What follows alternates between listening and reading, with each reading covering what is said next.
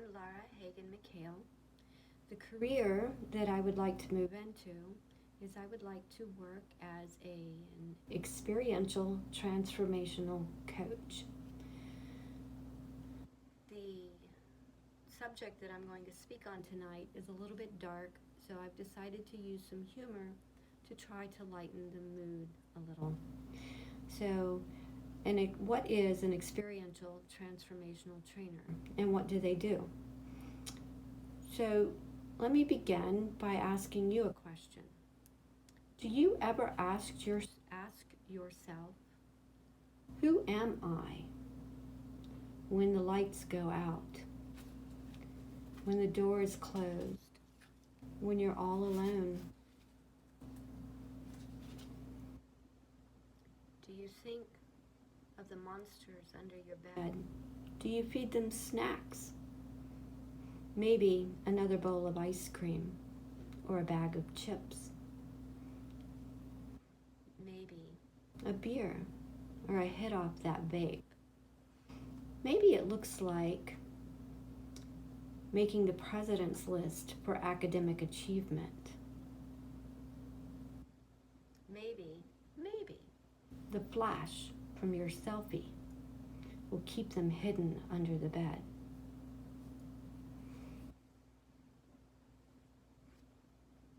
Or you can teach your monsters to dance to your tune.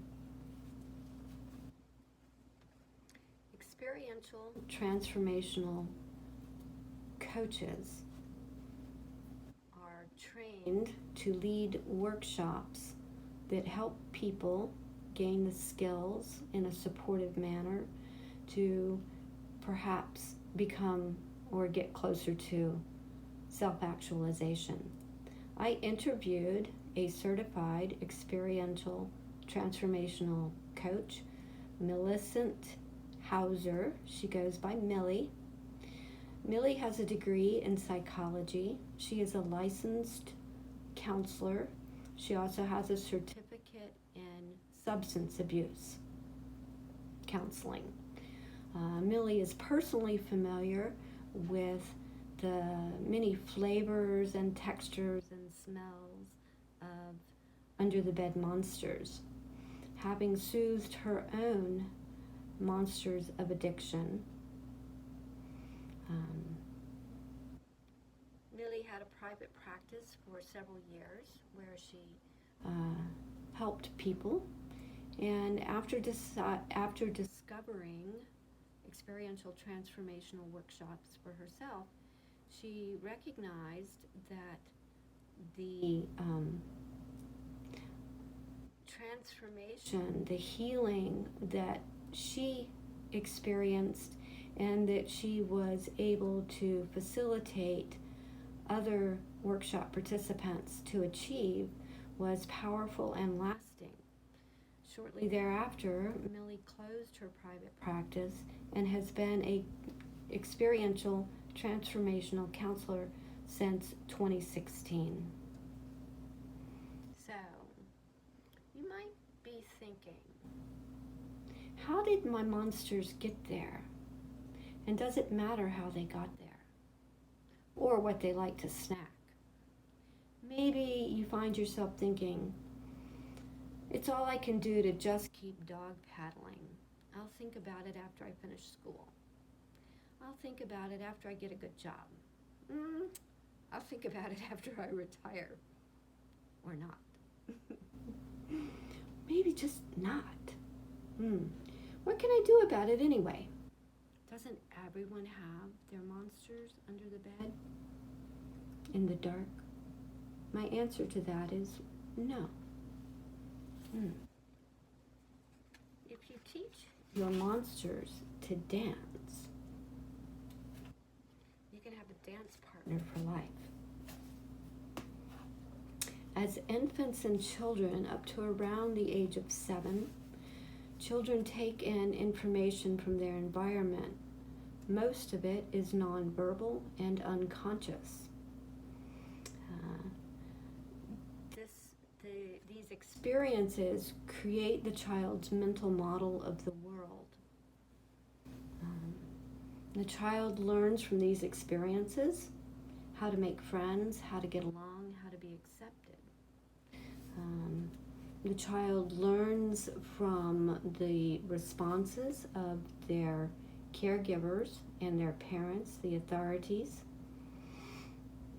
The child learns to trust or to hide from their monsters under the bed by changing their personality, who they are, so that they can get accepted. Many of us silently suffer imposter syndrome. Imposter syndrome sounds like this: I'm not smart enough. I'm not pretty enough. I'm not fill in the blank enough for fill in the blank to accept me, to want me to be in their group. It can also sound like, if my classmates really knew who I am, what I really think, what I enjoy doing, what I am really scared of, they would not want me to be part of their group, and I would be alone with my monsters. Denying our monsters is not a solution. Feeding them snacks and keeping them under the bed hiding is not a solution. They wake up hungry and lonely.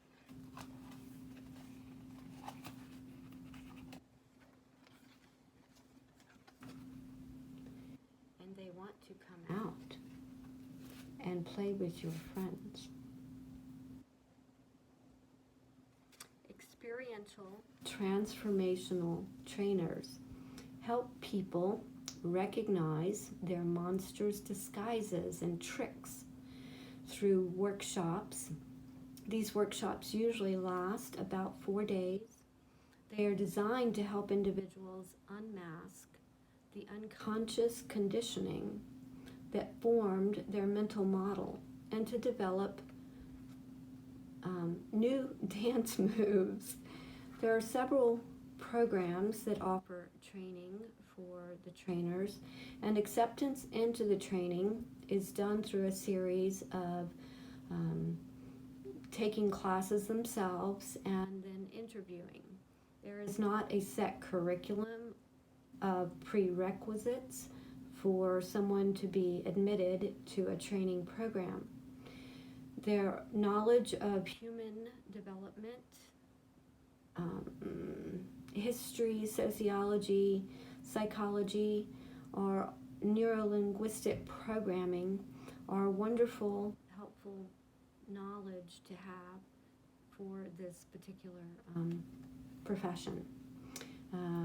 A trainer will take training for about a year, and once that training is complete, the trainer will then work with a trained mentor for 6 months to a year before they would go out on their own.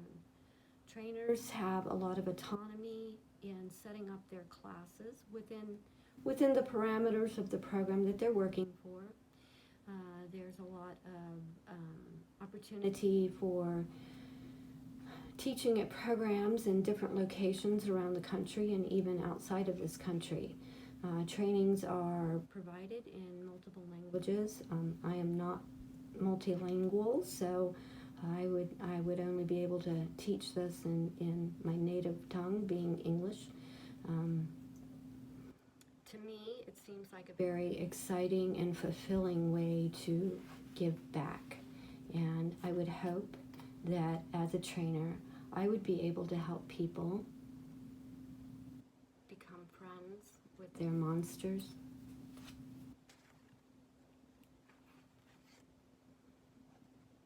and find a gentler way to be.